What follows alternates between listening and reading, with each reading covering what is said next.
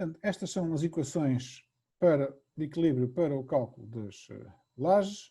Portanto, quando nós temos um elemento de laje, nós temos momentos fletores, temos momentos torsores e temos esforços transversos.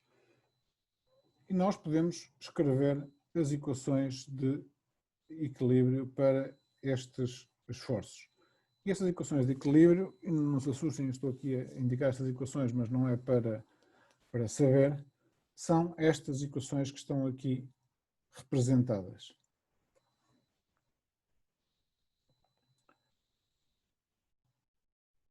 Nas equações de elasticidade, nós temos 5 esforços, que vimos aqui atrás, que são os momentos fletores mx e my, estão aqui a vermelho, este my e este mx.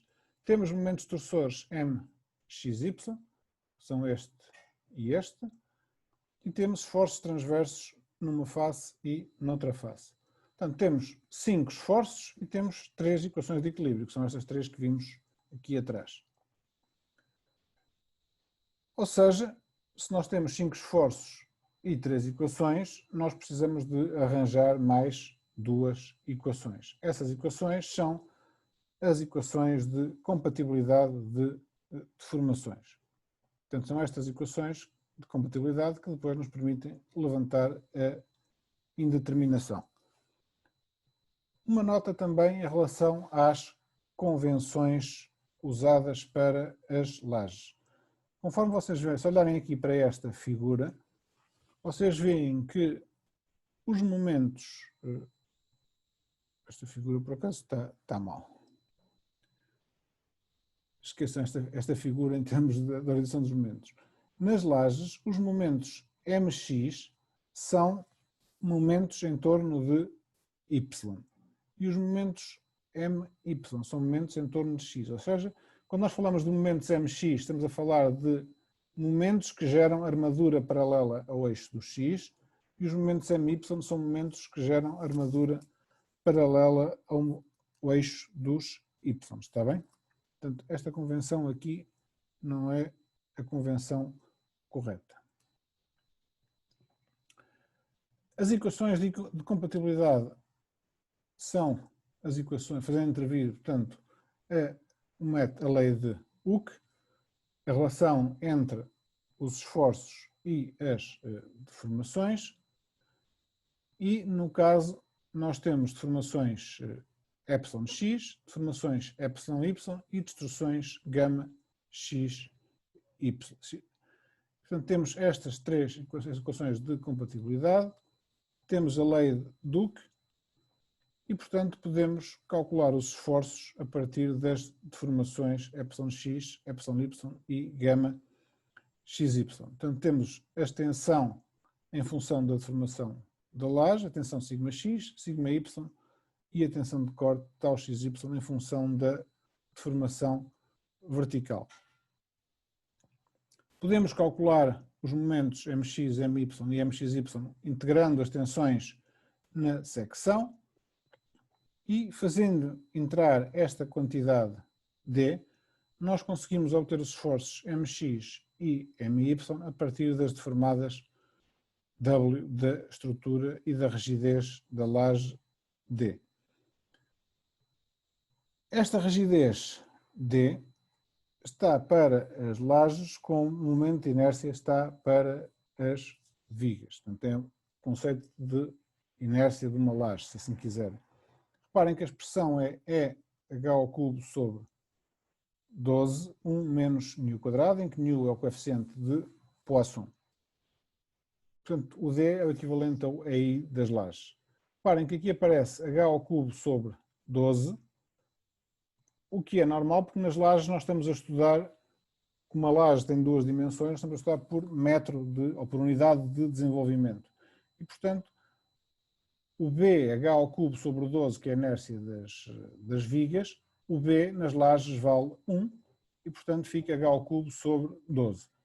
Portanto, temos o E, H ao cubo sobre 12, no fundo, é o EI das vigas. Depois aparece este termo adicional, 1 menos μ², que tem a ver com o facto de nós temos um comportamento bidimensional. Portanto, quando nós refletimos numa direção, isso é condicionado pela existência da outra direção. Portanto, aparece aqui o efeito do coeficiente de Poisson.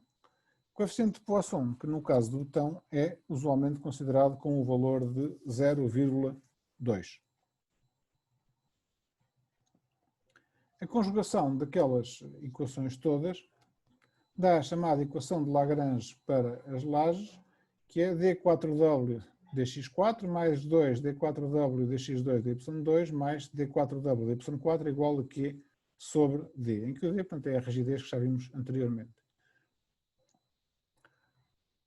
Se lembrarem das equações das vigas, lembram-se que as equações das vigas tinham apenas este termo, d4w dx4 igual a q sobre d. Portanto, a equação das lajes não é mais do que a generalização da equação das vigas, ou se quiserem ao contrário, a equação das vigas não é mais do que a redução da equação das lajes para o caso de apenas termos esforços numa direção. A integração desta equação dá-nos, portanto, o cálculo da deformada e a partir da deformada podemos calcular os esforços, usando aquelas equações anteriores, calcular os esforços na laje. Vamos ver agora aqui alguns casos particulares das lajes. E tem a ver com o caso, por exemplo, nas lajes unidirecionais, e depois vamos ver isso quando falarmos nas disposições construtivas das lajes, surgir a necessidade de colocar armadura transversal. Uma laje unidirecional só funciona numa direção, mas mesmo só funcionando numa direção, nós temos que colocar armadura na outra direção. Por que é que isso acontece? Imaginem uma laje unidirecional, portanto tem momentos numa direção, conforme estão aqui representados. Este momento mx gera compressões em cima e trações em baixo. Se gera compressões em cima, por efeito de Poisson, quando nós comprimimos uma peça, ela alarga. E, portanto, por efeito de Poisson, a secção superior tenderia a aumentar de tamanho. Por oposição, a secção de baixo, a fibra inferior que está tracionada, quando nós tracionamos, tende a encolher.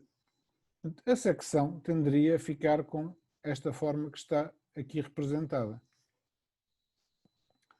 Ora, como nós estamos a falar de uma laje e não de uma viga, isto é o que aconteceria numa viga. Na laje, o que acontece? Como nós temos várias secções uma ao lado das outras, as secções não são isoladas, nós estamos aqui a isolar uma tira, não é? A tira que está ao lado desta não deixa que este elemento da fibra superior expanda, nem que este contraia. E, portanto, é como se existisse um momento adicional na direção y que contraria este efeito de alargamento da fibra superior e de contração da fibra inferior. E, portanto, mesmo nós tendo uma laje unidirecional,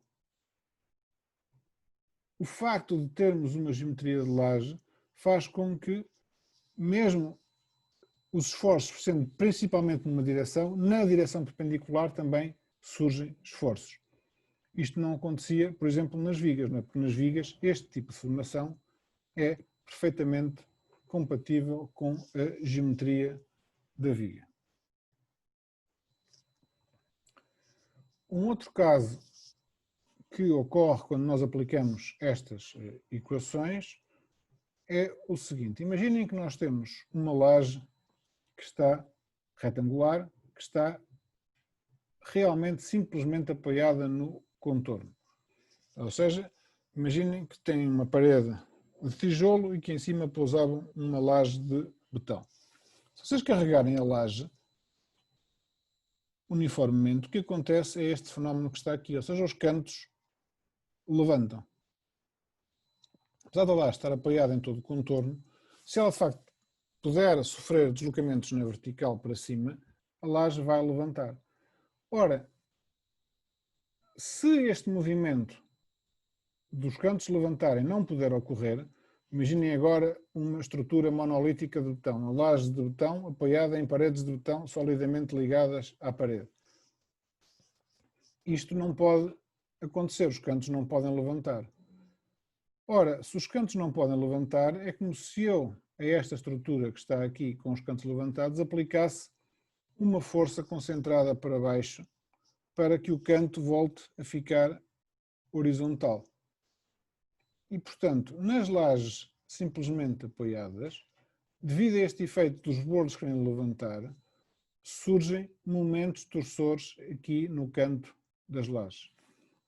Estes momentos torçores, para serem resistidos, obrigam à colocação de armadura adicional nos cantos. Portanto, uma zona que à partida não teria armadura, porque estava aqui nos cantos com poucos esforços, na verdade, se for simplesmente uma laje simplesmente apoiada, obriga à colocação de armadura nos cantos.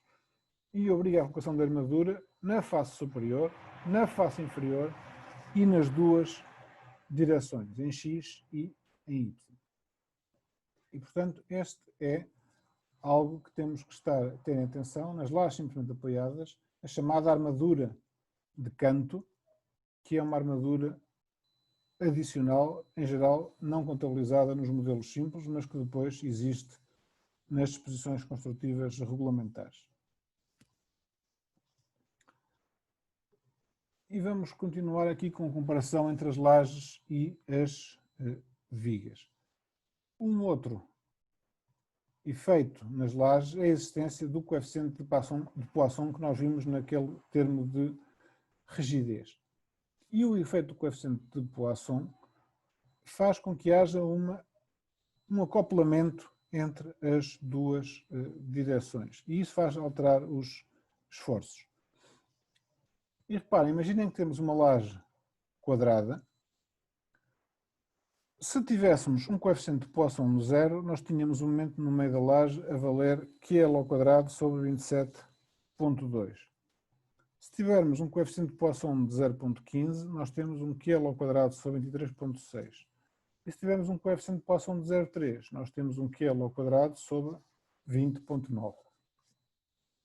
Portanto, vocês veem que o efeito do coeficiente de Poisson é importante nas lajes e, portanto, faz com que o dimensionamento das lajes não seja depois também exatamente igual ao dimensionamento das vigas, porque há precisamente o efeito bidimensional das lajes.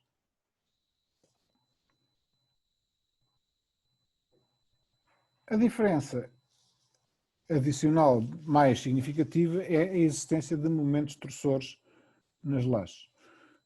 E podemos pensar a existência destes momentos torçores da seguinte forma. Imaginem que tínhamos um conjunto de vigas em duas direções principais em que estavam apenas ligadas aqui na vertical sobre nas zonas de cruzamento. E que, portanto, o comportamento numa direção e noutra era perfeitamente independente, com exceção de que nestes pontos de cruzamento o deslocamento vertical era igual para os dois conjuntos de vigas, X e Y. Nesse caso, a equação de equilíbrio destes dois conjuntos de vigas era esta que está aqui. D4W de x4 mais D4W de y4 igual a Q sobre D. No caso das lajes, a equação de equilíbrio é esta que está aqui em cima representada. E reparem que neste caso, nós temos aqui um termo adicional, 2D4W dx2 dy2. É este termo adicional que é responsável pelos momentos torçores nas lajes. Porquê é que surgem estes momentos torçores? Vamos olhar para esta figura que está aqui do nosso lado direito. Vamos imaginar que temos uma laje que está apoiada no contorno e vamos imaginar que a laje cortada num conjunto de tiras em X e em Y. Se agora olharmos de frente, nesta direção, ao longo do eixo dos Y, a secção extrema da laje que está apoiada tem deformação nula. Esta tira seguinte tem uma deformação maior do que esta primeira que está sobre o apoio. A tira a seguir vai-se deformar ainda mais, a tira a seguir ainda mais e assim sucessivamente, até que, à medida que nos aproximamos do apoio da extremidade, temos cada vez uma deformação menor. Se nós olharmos o que acontece entre o apoio e a secção do meio-vão para estas várias tiras, portanto, para esta primeira, esta segunda e esta terceira, e representarmos essa deformação vista ao longo do eixo dos Y, nós temos o que aqui está. Portanto, a primeira secção do apoio não se deforma nada, porque ela está perfeitamente apoiada aqui neste bordo. A secção a seguir, se considerarmos este elemento aqui, sofre uma rotação ligeiramente maior que a primeira, que é 0. Esta segunda secção sofre uma rotação maior que a primeira, a terceira maior que a segunda e assim sucessivamente. Ou seja, cada uma destas tiras sofre uma rotação maior que a anterior. Ou seja, é como se nós tivéssemos esta tira que está aqui representada e esta tira seja, é como se estivesse sujeito a um momento torsor. Ora, é precisamente esse efeito que é contabilizado por este termo aqui do meio e que origina os momentos torsores nas lajes. Portanto, a origem dos momentos torsores tem a ver com esta compatibilidade, mais uma vez, das deformações ao longo da secção, devido ao seu efeito bidimensional.